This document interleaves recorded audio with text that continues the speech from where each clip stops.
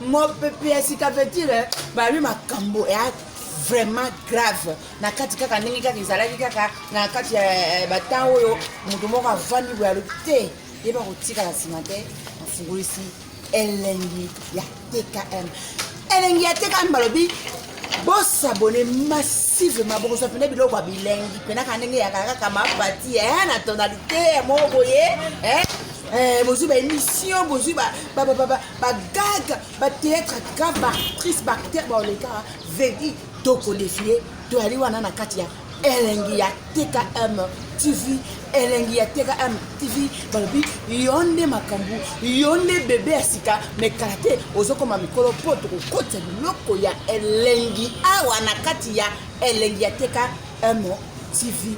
Bosabone massivement. Nani tout le monde était, mais ayez ressenti elengi ya TKM TV. Tio Natalio, Namonio, quelle est la gag? Soupe, t'as la information, il y a soupe, t'as la musique, il y a soupe, bonnet, n'abonnez, tu es TKM TV, tu es elengi ya TKM TV, tu es elengi ya TKM TV. Tout le monde s'abonne, Namando aussi, n'abonnez déjà.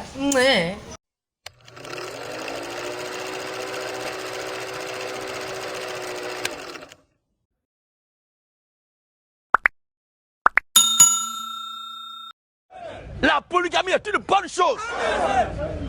Un garçon qui a beaucoup de femmes, Dieu te bénisse.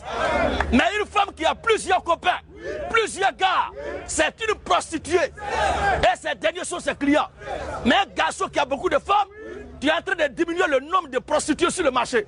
Que Dieu te bénisse.